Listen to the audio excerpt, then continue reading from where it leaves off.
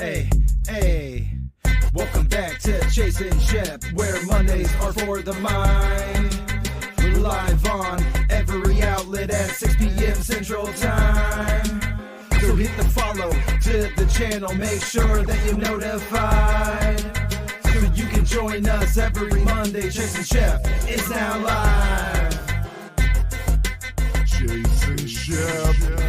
Mondays are for the mind.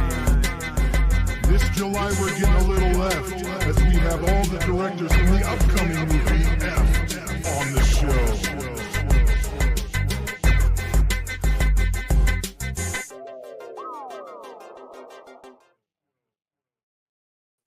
Lovely. Love to see you. One last time for that intro. One last time for the intro. Awesome.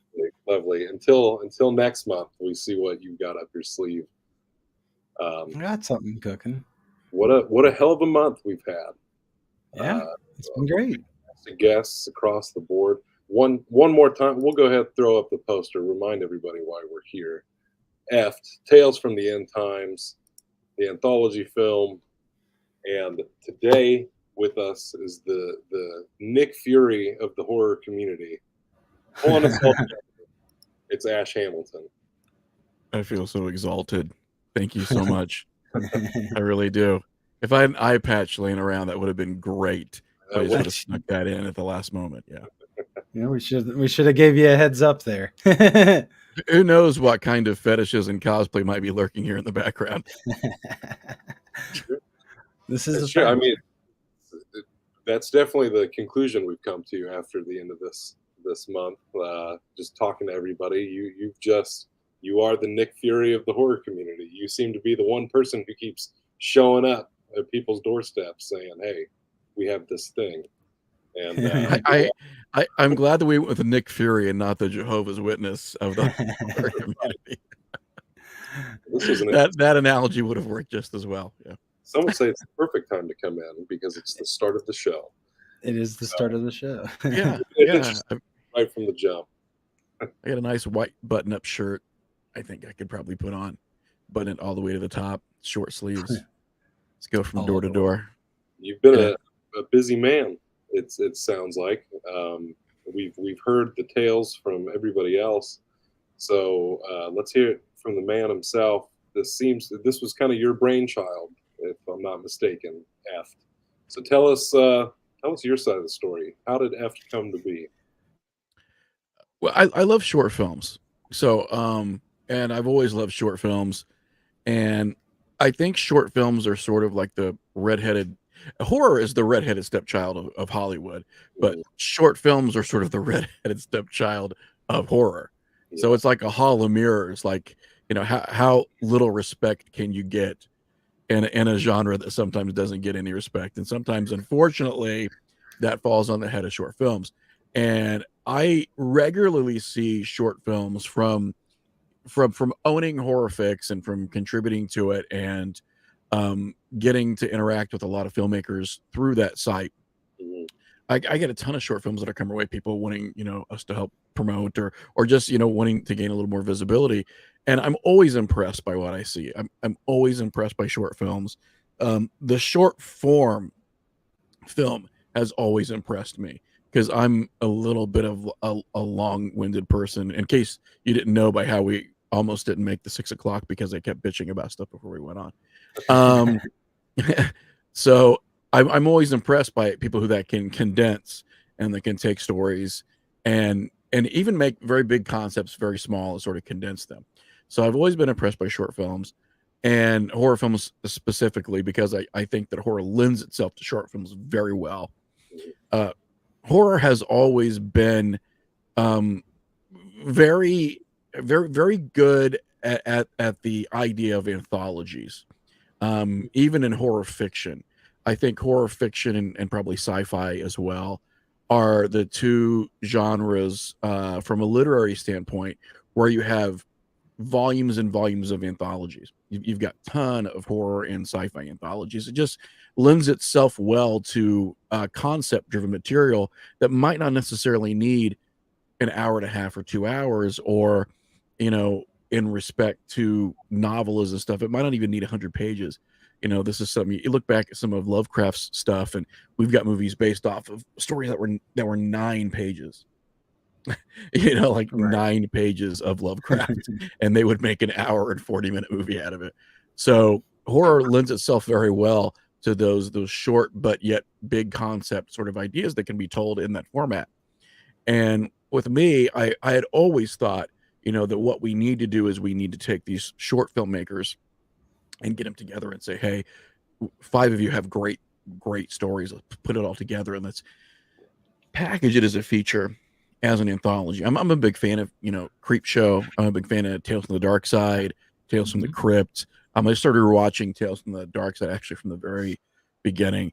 And there's some great. The same thing just the other day. Oh yeah, I got the whole DVD. Great material, absolutely great material.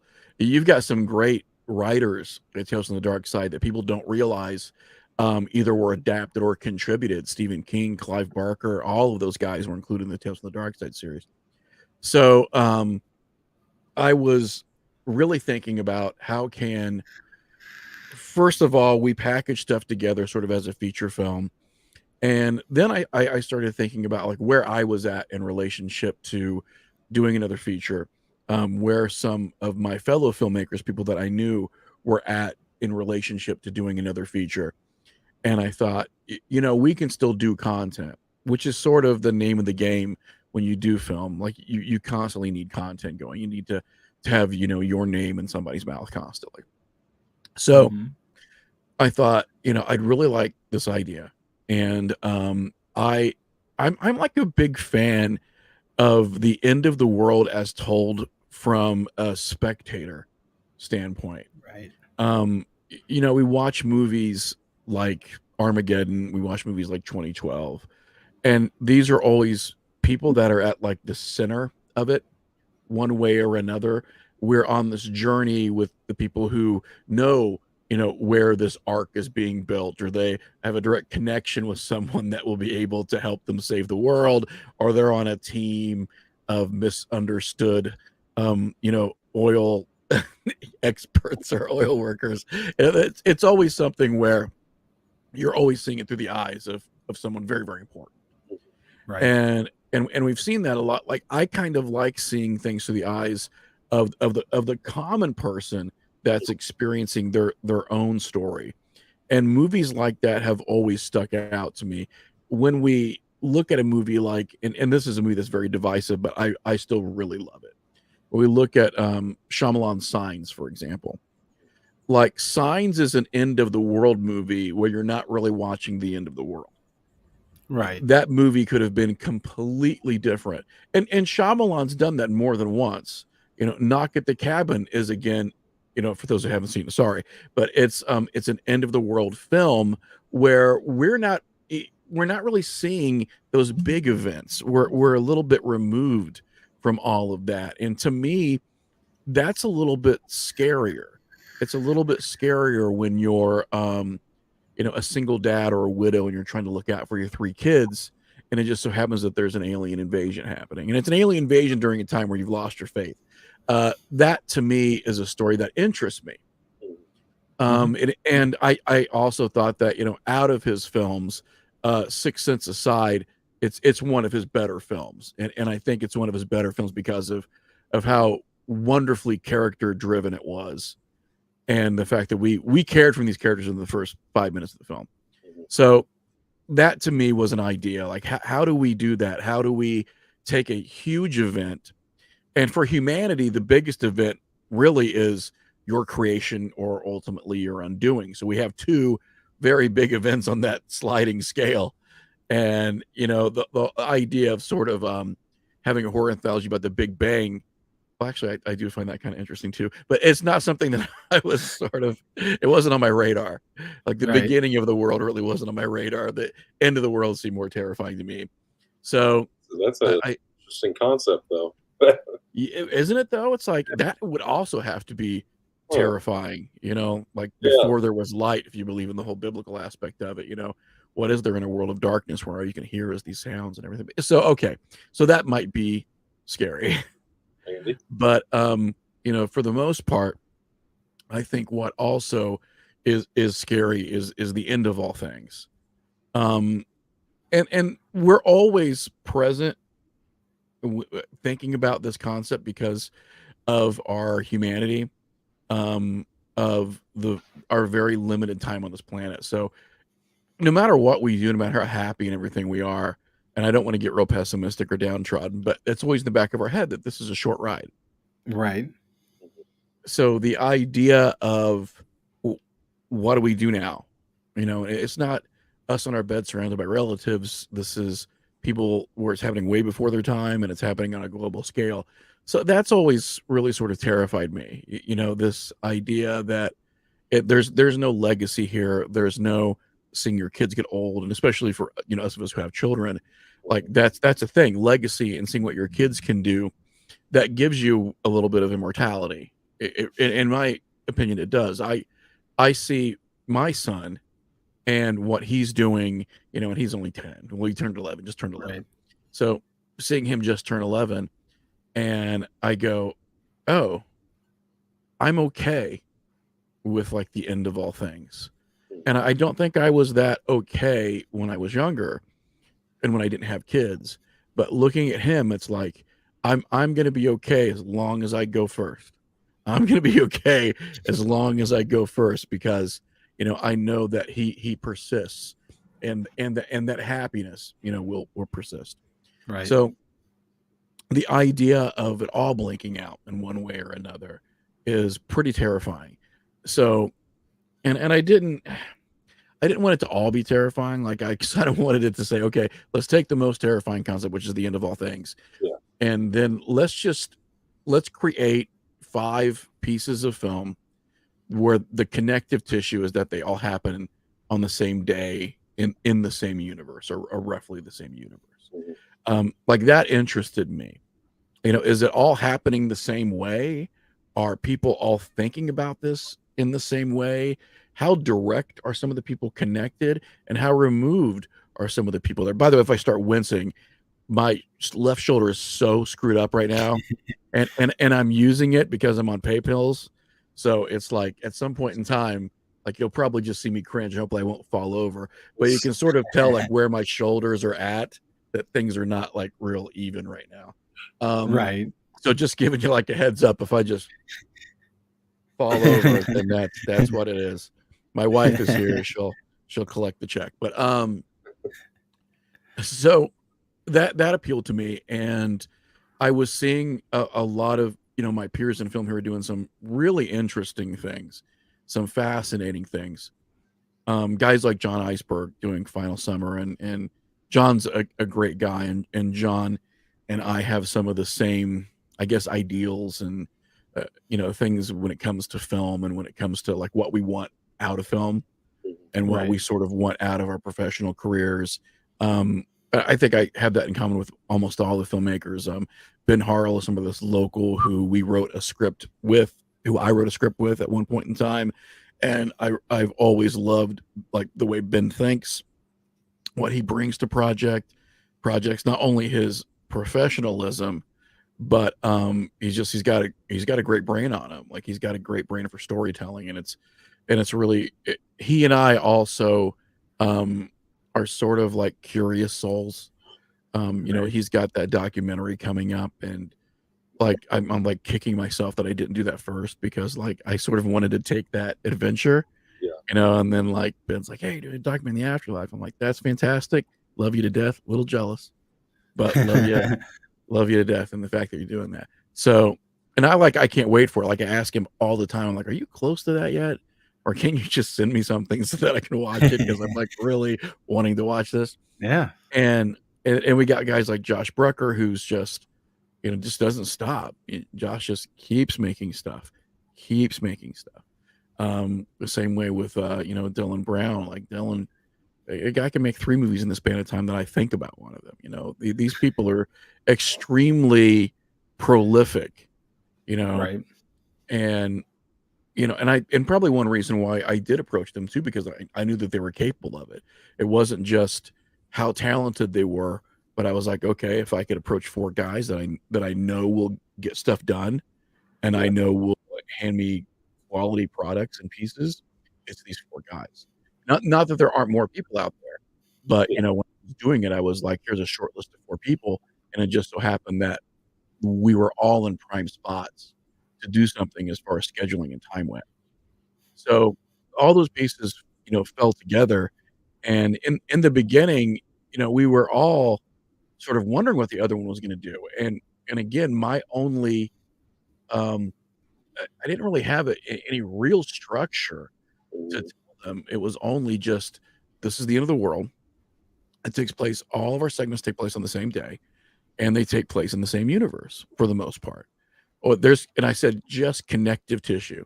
If we can make some connective tissue in there, that's good." But what I didn't wanna do is I didn't wanna put them on a path where they were all thinking relatively along the same lines. Right. I wanted there to be enough freedom and enough wiggle room that they could take a look at almost any concept, and I would go, "No, that would be happening. That would be happening in this world." And you also have to look at the idea that even though the world might be ending and there might be some kind of thing primarily responsible for it, that doesn't mean that other things aren't taking advantage of it. Right. Right. And a couple of the ideas that came in at first, I was like, "Well, wait, that's not how the world ends," that's something in my brain. And then I thought about it for just a hot second, and I was like, "Wait a second. When it finally does go, when we finally blow this candle out, I don't think it's gonna be one thing. I think it's gonna Right. be a whole hell of a lot of things, working in tandem that are opportunistic." So and then I became really fond of that idea, and I'm like, "Oh, that's really cool." Like, it's happening, but it might not all be happening in the same way, and that gives us just so much room to play with, like that, the, the Sandlot becomes a lot bigger at that point, and I was just really happy with everything that everyone was doing, but I'm still very, very happy with it. I mean, the stuff that has been turned into me has been fantastic, and, we can't wait to get this out and, have it sort of existing in everybody's lives, so I think we're all pretty excited. Maybe I'm more excited. I don't know, I know we're Yeah. excited, especially after talking to everybody this month and hearing a little bit more about everybody's segments and everything. We're stoked to see the finished product. Yeah. the Oh yeah. the stuff that we have and the stuff that I've seen from everyone, and the stuff that I've personally been working on, trying to make look as good as absolutely possible. There are worries, I think, from every creator when you sit down and you're looking at all the puzzle pieces, and you're like, "Is this puzzle going to be a puzzle of an enormous shit sandwich, or is the puzzle going to be nice and pretty when you finish it?" And, like, you're always even when you're at your most confident, unfortunately, some of those less than confident moments will sneak in. It just happens. It's unavoidable. And you have those nights where you're like, "What am I doing? Why is this way? Why isn't this working out?" And then you sleep on it, and you come back and you're like, "No, that wasn't that bad." Or you come back and you go, "Oh, I know exactly what I need to do." And then you do it. But I feel like everything that I've received so far from everyone, everything that we're currently doing to wrap up our part, my part is I'm very confident in the product that we have, and I'm hoping that people not only see the imagination from all these people that went into it, but the level of technical execution that went into all of these segments. And like, I'm pretty confident in saying that I think that this is going to get in front of a lot of people. I'm very confident in saying that. Anthologies are a mixed bag, Yeah.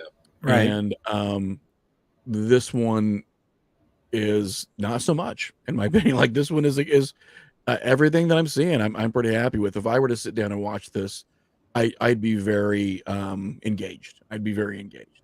Nice. Nice. Yeah, Yeah, weird. we're pretty hyped. Yeah. You guys I mean, you guys were great. Everyone that Yeah. we've had Oh. associated with this, I mean, we, We had a you know, great time.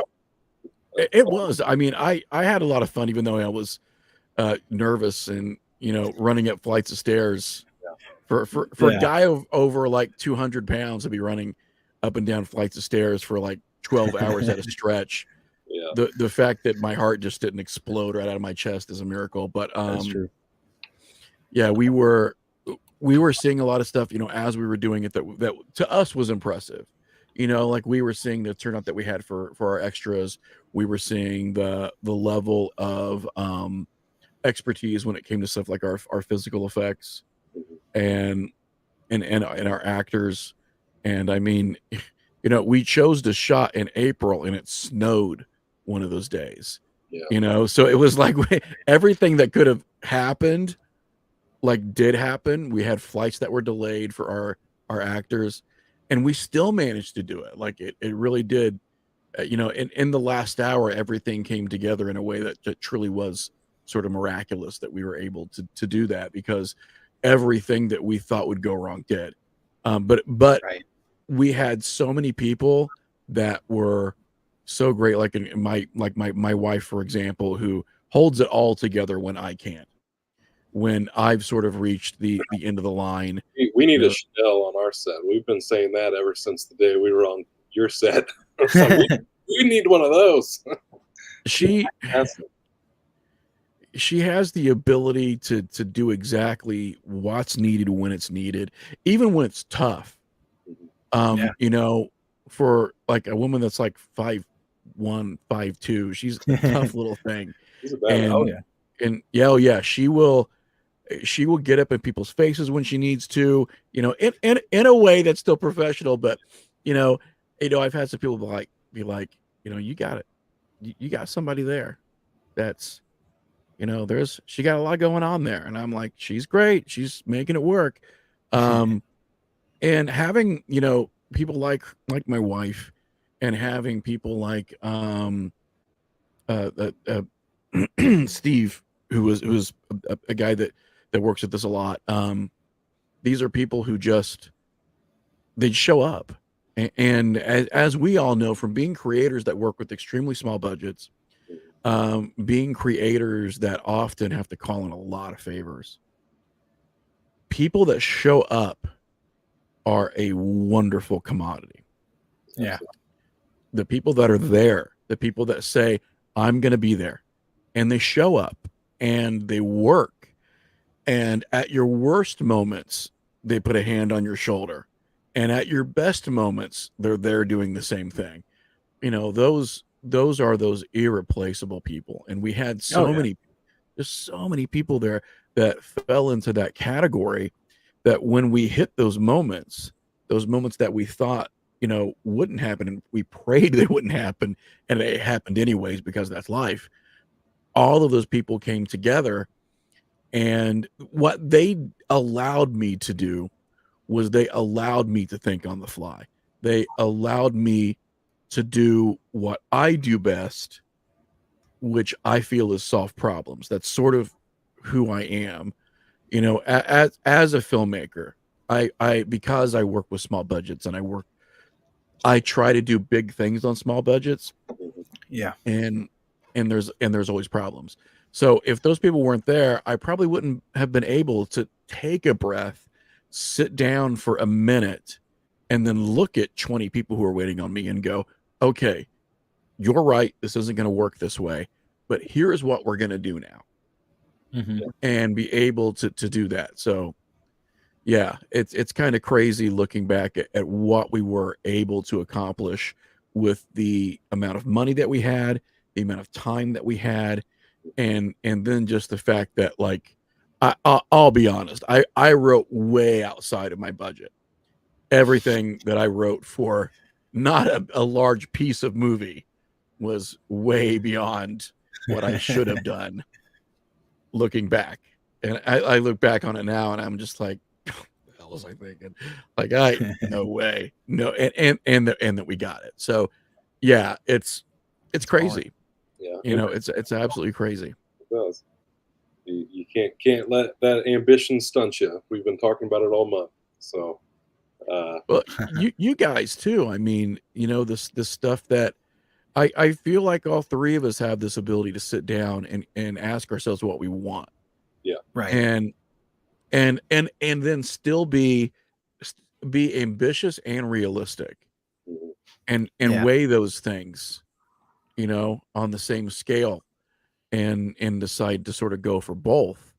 That's that's a good quality, and it's a quality that I think some filmmakers don't have, and that's the easiest way to unravel a project is to, first of all, not be able to think on the fly. That's one thing that I think is huge. Like, you've got to be able to look at what's not working and find a solution and find it quickly. Yeah. Right. And then be able to go, how do we do this? Like, it's all a puzzle. Like, how do we do this? How do we make it look this good? And then you try 3 things and it sucks. Mhm. And then the fourth thing is, oh, you know what? We need to put the light behind them and move the camera. And then you do that and you're like, that's it.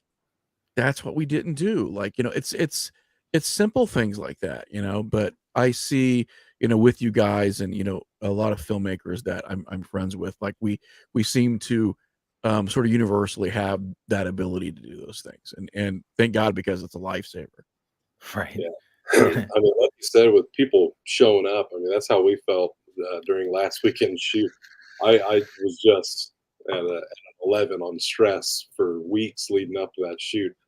I finally unclinched once everybody showed up, and I was like, okay, Ash is here, Liam's here, everybody's here, and then some, and then we even had extra helping hands, which was nice. And yeah, I mean, I think Saturday would have gone very differently without the help of like Steve and Samantha and everybody showing up. I mean, we're very grateful to all of you guys. But again, just another one of those effects that EFT has had is we were already talking on doing this short, and then it was after we had been on your set a few months ago that the majority of the people who have been working on this short all came from that set. Whether that's Mercedes doing the makeup, Samantha, you, we got Taylor Haller joining the cast. Oh yeah. So I mean, a lot of them we met that day. Oh, Liam too. And Liam, and of course, Oh yeah. can't forget Yeah, Liam. Liam like never fails to surprise me. No, Um, you brought us our third stoner, so yeah, yeah, he's great, and we I fought. think everybody, yeah, and you guys, it was a lot of fun too, and I think that that's what people need to recognize at the end of the day too is you gotta laugh. Yeah, I mean, Oh yeah. we're all trying to do the impossible here. We're trying to do things yeah, that take millions of dollars, and we're trying to, and we're 3 guys trying to do it when we got to budget out groceries for the week. yeah, Like Right, yeah. when you're sort of, when you're that kind of a person, just through luck of the draw, I don't have any inheritance. Um, and you're like, well, how about we do the most difficult thing imaginable? Like, why don't we do something that takes millions of dollars and try to do it on hundreds or thousands or nothing? yeah. Let's try to do that, and let's see if we can survive the experience. We're usually idling under the $100 range, so Oh man, there's stuff, like sometimes it's a fake it till you make it kind of thing, where you just gotta be, again, you gotta think, you gotta be on your toes constantly, and Right. then you just gotta look at it and go, would that ever work?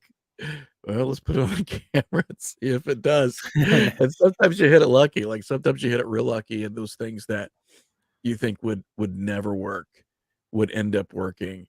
I mean, God knows there's times where somebody would come up to me and they're like, "What are you trying to do?" And I'll explain it to them, and they'll be like, "Have you tried this?" And I'm only human, so sometimes the first thing I think is, "What? Do what? yeah, What do you want me to Right. do? yeah. Yeah. That's not gonna work." Well, And then we run through, you know, all the check boxes of things that haven't worked, and I'm like, "Oh, fuck it. Just put it on the list." And then I'm like, "I cannot believe that worked. I Yeah. cannot believe out of everything that that's the thing that worked." But it does. Oh yeah. We constantly do that, I feel like, with some of our stuff.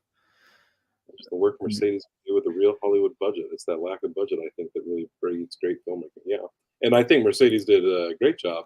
Oh, Even hell of just, a job. Oh, yeah. Yeah. I mean, we like I said when we were on set last weekend. It's we take the little upgrades we can with everything we make. We even if it's not Hollywood level stuff. We know it's better than the last thing we made, and Yeah. across the board. I mean, just the fact that we had extra hands on set was a big milestone for us. The fact that we are almost wrapped shooting and have 2.5 months before this thing comes out, that's unheard of here at Chase and Shep. We have 2.5 days before it's going to come out, or like 2 weeks or so. So this has been a nice change of pace.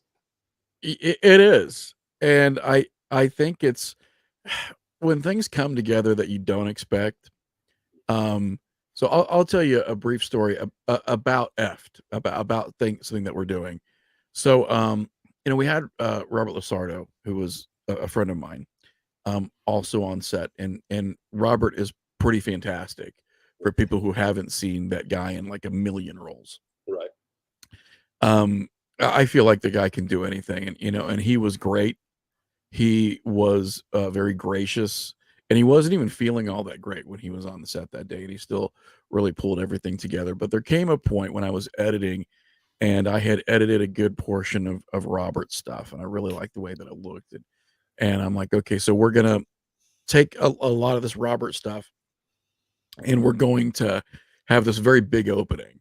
Like the opening is very big. So we're gonna have a big opening. Let's get people really invested in watching the whole movie. And I said, we'll do the big opening and then we'll go into these credits. And I get like really hung up on songs. And it's not a good quality of mine. Like it's not a good quality that like I'll hear a song and I'll be like, that's the song that we need. That's it. And then somebody will look at me and be like, you cannot afford Ghost on your soundtrack. Do you realize that? Like, Right. like I shoot so far past like the ceiling, that people are like, no way. There's no way you can get any of these songs. It's not going to happen. So I lived in New York for about 12 years. And previous living in New York, there was an industrial band out of New York that I loved. They've been on several soundtracks. Remember the movie Johnny Mnemonic? They were on the Johnny Mnemonic soundtrack as well as others. And they had a few videos that gained some speed, but in like the 80s and 90s, they were in this band called Cop Shoot Cop that I really, really liked. And they had like two bass players, real funky sort of sound to them, but real, like real gritty industrial stuff. But there was always a hook. Like the guy that wrote the music, who was also the lead singer and one of the bass players, like, man, the guy could just write a hook. Like even if the song sounded, like a Brazilian gangbang, like it was just a bunch of stuff happening at the Right. same time. You couldn't make anything out. As soon as the lyrics came through, you were like, man, that it's like the Lebowski's rug. It just holds everything together. So I followed this guy's career, and he eventually ended up forming this like folk punk band. And the band had members of the Jesus Lizard in it and a few other bands, that like wacky bands that I was sort of fond of. And I'm like, wow, they're doing this super group. And it was like punk, but it had like a world music feel to it. Like they were always putting like weird instruments you wouldn't expect in rock in it. Yeah. But this guy, Todd A, still had like the guy's songwriting chops are just out of this world. Like, so if you get a chance, Google this band Firewater. It was this new band, and they always did fairly well. They got some airplay, radio play here and there, especially in like the East Coast market. And the album sold fairly well, and they ended up on Bloodshot Records out of Chicago. So, because again, I have, for whatever reason, no filter when it comes to movie music. Like I Right. never look at a song that somebody down the street did and went, here, I'll put it in here. Even though I know tons of local musicians who write really good songs, I always have this one song, like this one, Right. and it's a song that I've known for years, I've loved, and I'm like, that's the song for my movie, and then I get horribly disappointed when I get a hold of their management and I find out how much it costs to license that one song. And it's like, oh, well, this should probably be a much bigger movie then, because we don't have anything close to that. And I learned my lesson with Holes in the Sky, by the way. So there are some people who saw Holes in the Sky on the festival market who saw it with a completely different opening because of some licensing issues we had. So We this just had a similar conversation yesterday, I think, regarding music in our projects. Because obviously, when we did summer camp, the demo cut, as we now affectionately refer to it as, we used copyrighted music because we knew it would be for free on YouTube. And I told him, I said, we need to do something like that again, because if we can never reach a Hollywood level, I'd like to at least be James Gunn on YouTube and have a rock track, Oh, exactly. And that's, again, I think a lot of my process is a multimedia process. I'm always thinking of how this is going to sound at the time. I'm always thinking of, what kind of Foley work are we going to do to, to up the production value. And then a big portion of my brain always has music running through it. These movies are really just a soundtrack to my soundtrack, sort of. So, which is, I guess, a weird way to put it. But I wanted this Firewater song, like, bad. Like, so badly that, of course, like an idiot, I went ahead and edited it into the film. So, and once it was in the film, I'm like, oh, you're going nowhere. Right. You're exactly where I want you now. And it just, man, it played out so well. So I kept thinking to myself, you can do this. Like, you can beg. You're really good at begging. You've been married twice. You can do this. You need to beg to get a affordable license for this song. And I contacted Bloodshot Records, and much to my dismay, they had disbanded. And I was like, oh no, like, how am I going to do this now? And I thought, okay, well, maybe if they disbanded, the rights have reverted back, to the musicians. So I was lucky enough to find the lead singer, Todd A, online. Right. And, here's where, here's the double-sided sword of social media. There's a lot about social media that I have huge issues with. And then there's the community aspect of it that I love, and I think is really essential for people to move forward. And I found him, and it turns out he doesn't even live in the States anymore. He lives in Turkey. And, I emailed him and I said, hey, I want this song so bad for my movie that I've edited it into the movie. My apologies. What can we do? Like, how much will it cost? How can I make this happen? And I just sent him the footage, and it was somewhat polished besides some of the audio stuff. But I really liked where his song fit in, and it fit into a degree where it really emotionally prepared you for the rest of the movie. Right. It's fun, but it's very cynical, like, at the same time. And I thought, wow, that's kind of our vibe for this, because we are having fun with this, but yet it's the end of the world. So where it's fun, but it's cynical. And I'm like, God, this song is just absolutely fantastic. And he wrote back and was like, consider this a gentleman's handshake. You can use our song. As I was gonna make sure, like, when you was telling that story, I was about to just blurt in and be like, did you just send it to him? Because as a musician, I've done that countless times. I've done just what you said. I had an instrumental that was 10 or so years old, and I was like, man, I want to put this out. I really want to put this out. And the producer stopped making music. He wasn't doing nothing. But I searched him down, and that's what I just was like, you know what?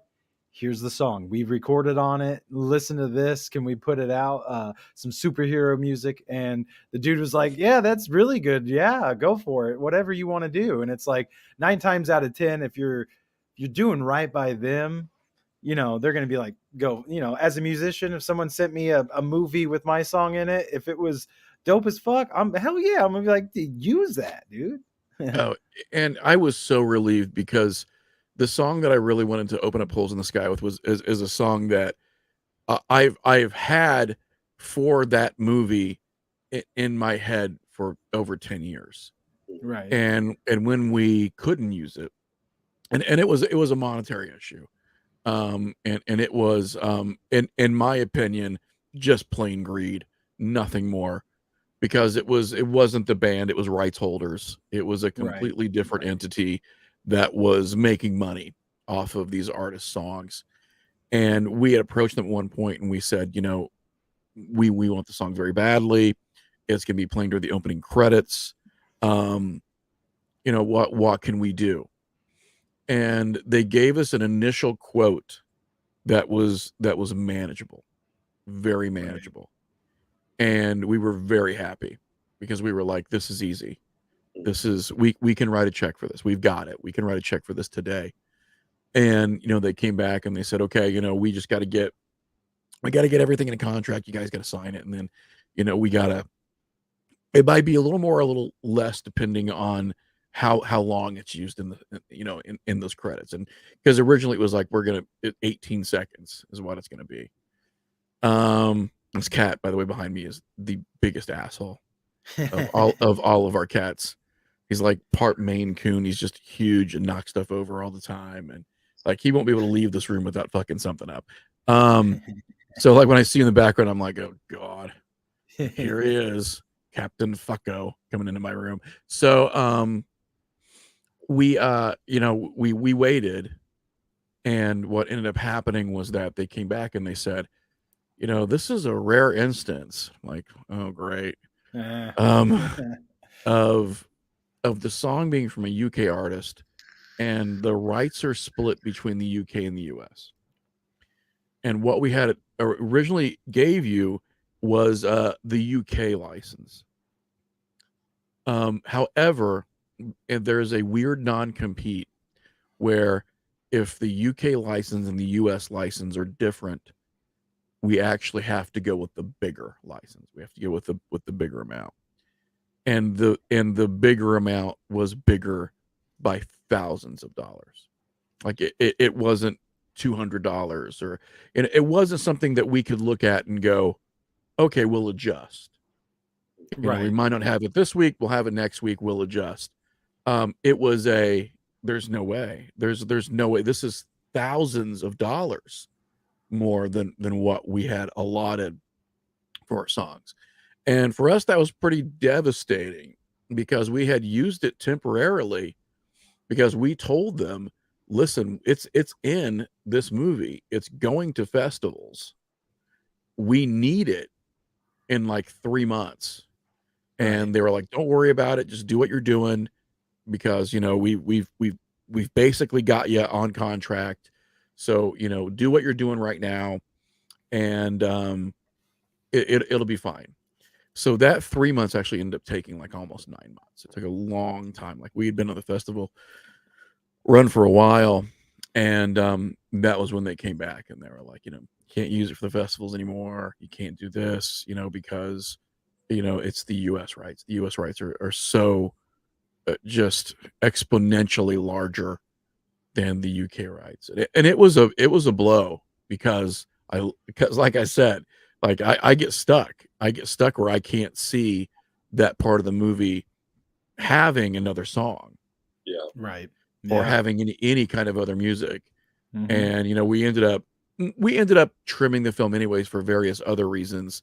And as we were trimming, I'm like, we've got to do something different with that opening because I just can't see it without that song. Like that song was such a huge part of it.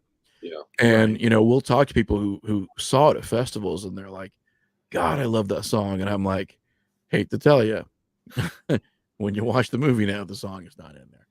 And it was just, it is a bummer. It is a bummer. Yeah. And that's where I get like really, really vocal when it comes to stuff like that, because I kind of feel like things should be on a sliding scale more than they are. I Yeah. I Right. kind of and I don't see it as I really don't see it as being anything more than greed, to be completely honest with you.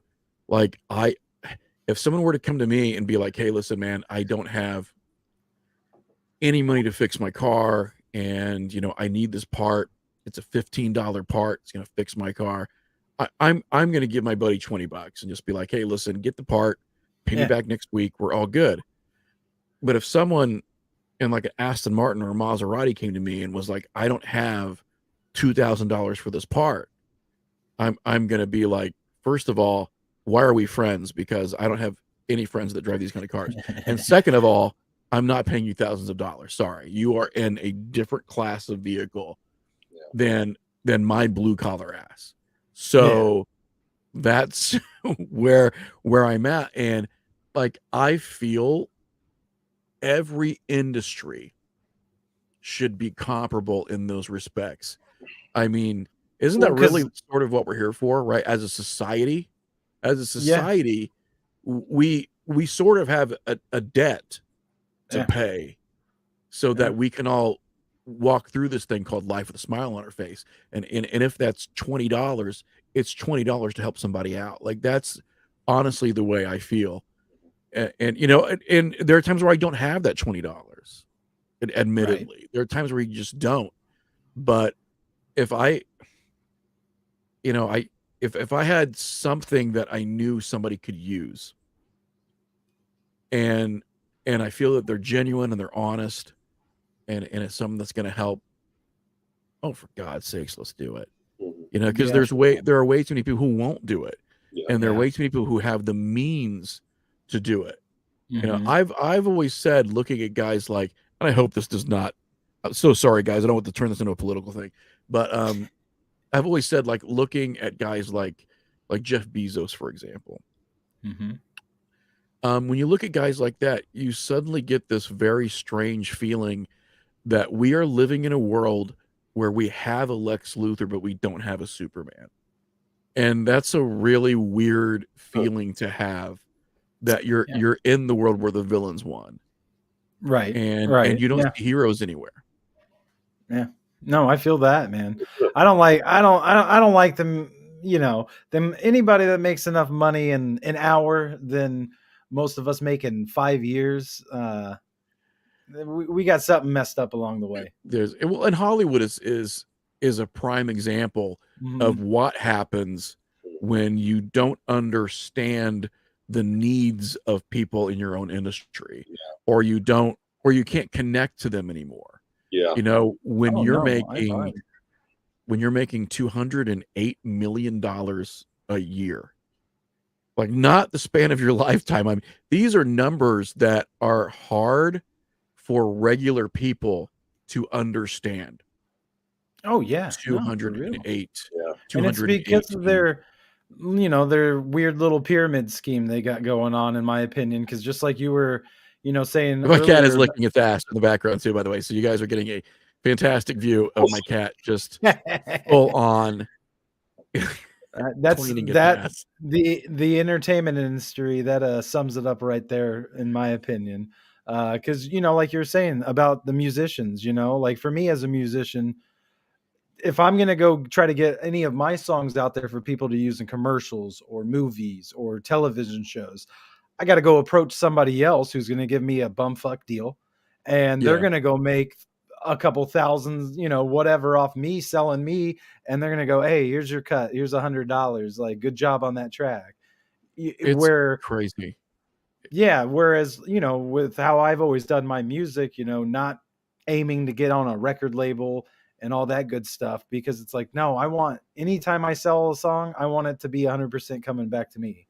I don't want to have to give. That's why a lot of the musicians I see push their Bandcamp and whatnot, because it's like, well, Bandcamp will do their Fridays with 100% royalties go to the musician, the artist, and instead of Spotify giving me 0.00001 cent and taking 99 cents for what? It, it's very, very it's very, very frustrating and it's not just frustrating, but it's very sort of demeaning, and you just feel very beleaguered when you're a content creator, any kind of content. Yeah. Right. I mean, especially if you're a filmmaker, and let's just take filmmakers for example. So, as a filmmaker, streaming is the model you have to use. It's what's there. The likelihood of getting a huge theatrical release is just not likely.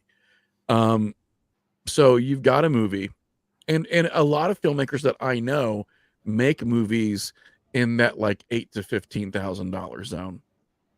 Right. Like a lot of filmmakers that I know, that's sort of the zone, and a lot of that's self-funded, and then a little bit might be crowdfunded on top of it. But so let's say you make a movie for $10,000, which is very, very common for very homegrown indie horror films. So you make that $10,000 movie, and then you talk to a distributor, right? Because sometimes you can get some really good deals unsolicited, but sometimes having a solicited product, having it go through a distributor is just another level of legitimacy. So Right. you get your distributor, and then your distributor says, okay, here are, as of right now, the platforms that have committed. Those platforms take 50%. Right. Across the board, they take 50%. So you get on Amazon and you're like, fantastic, I'm on Amazon. And the first few weeks or couple months is VOD. And let's say your VOD is $4.95, which is a very common VOD.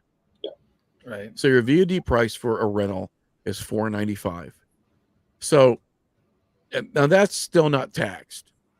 So let's go ahead and let's say 30% of that, right? So that $5 now becomes $3.80 automatically. Thanks Uncle Sam. Right. $3.80. Out of that $3.80, Amazon now takes $1.60. Or $1.90, sorry. So $1.90 already is what you're down to. Right? Right. So you're down to $1.90. And now your distributor goes, hey, great, we're making money. A decent deal with the distributor is 50%. Right. So that $1.90 now becomes 95 cents. Right.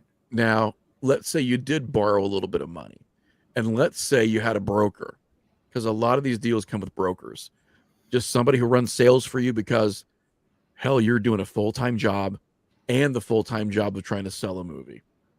So the broker goes, hey, don't worry about it, 20%. At the time, you're thinking that's not bad.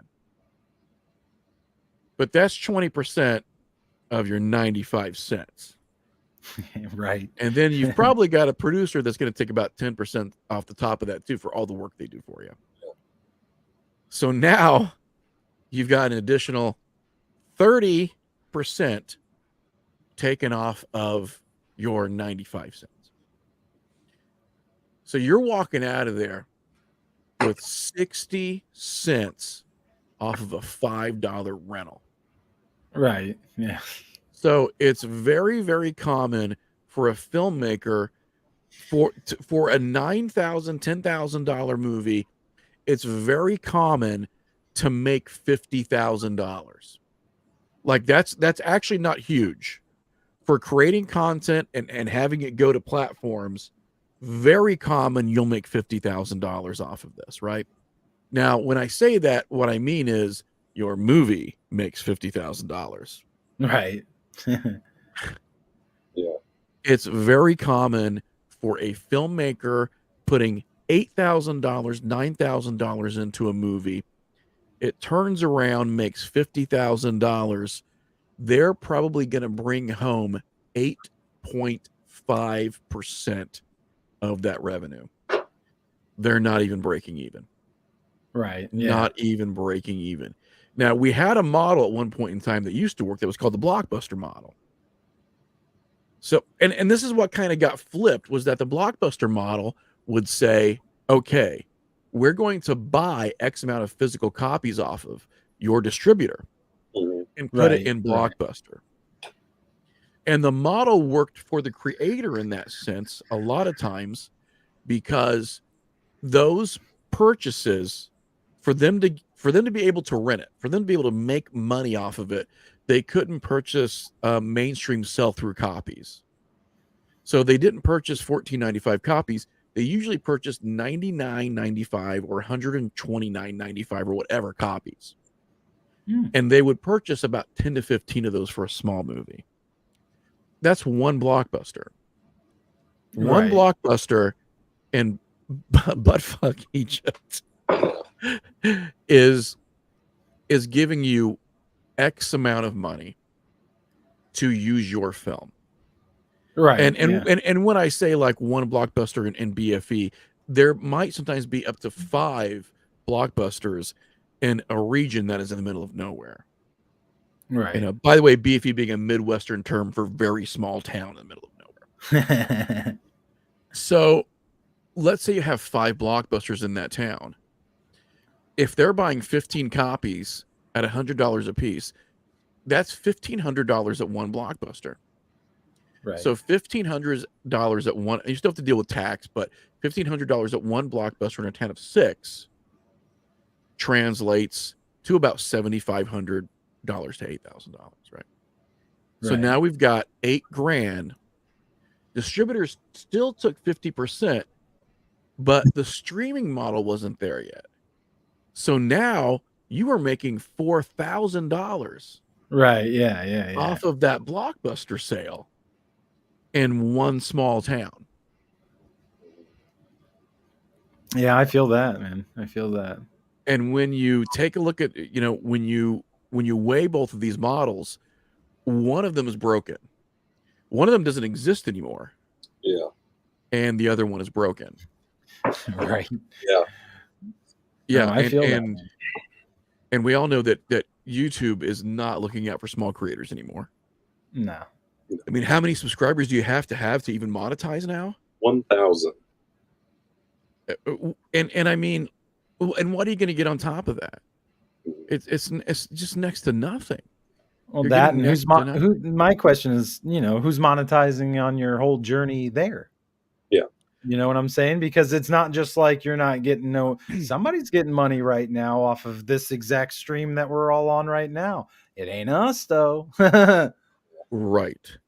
And I mean, and I feel that. Now, I don't just feel it personally, but I look at all these creators who are doing fantastic things, and we're all still working 9-to-5 jobs. We're all still hustling, nonstop hustling. When, if we were doing this 25 years ago with the kind of enthusiasm, of course, the world was different. Accessibility was a little bit different, etc. But if we had the same kind of ambitions doing it 25 years ago, who knows where even the 3 of us would be?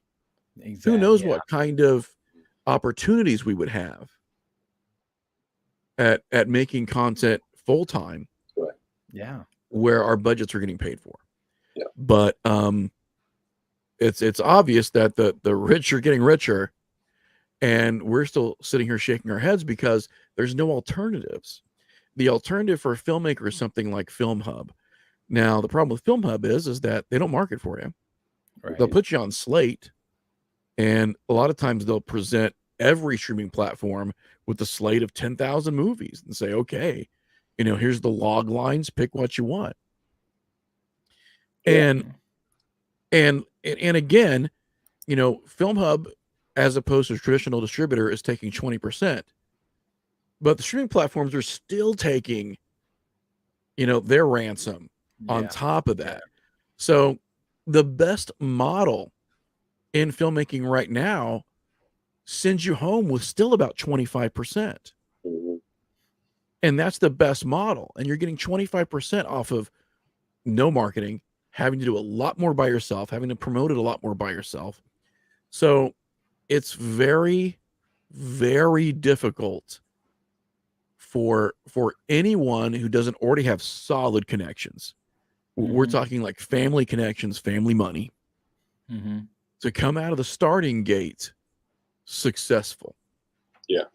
It is a nonstop 24/7 engine of promotion that's on the filmmakers and the content creator shoulders.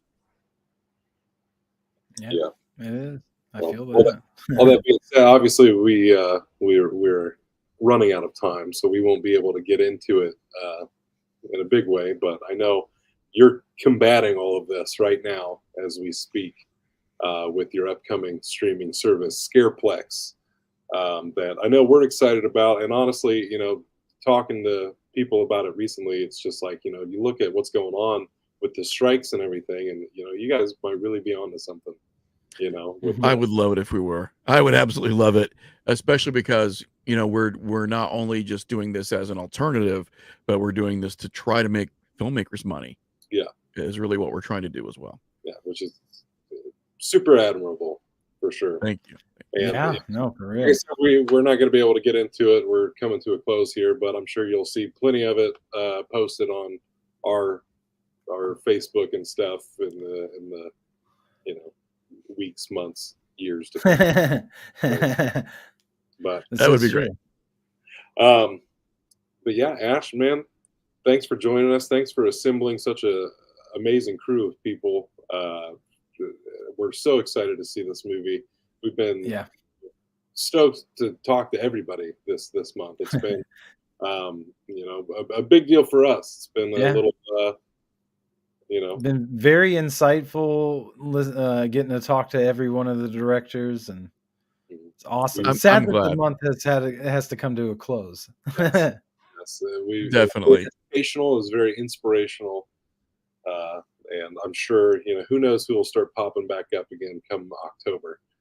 But and hopefully we'll be at a few festivals by that time, and always wanting to have an additional conversation with you guys. So it's always fun. Oh, hell yeah, man. Hell yeah. Corporation gets taken. Effing right, yeah. I love it. I'm ready for that Tales from the Beginning, because that's... Well, now who knows? That's got the wheels turning. Now that dog got away from its leash, who knows what we can do with that?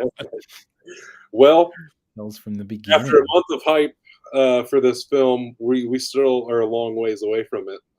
And we don't have a trailer for you, but we're not leaving you empty-handed, because luckily old Ash Hamilton is also involved with our upcoming project, The Exorcism of Chase and Shep, which we do have a teaser trailer for you lovely ladies and gentlemen tonight. So without further ado, Exorcism of Chase and Shep. Ash, thanks again.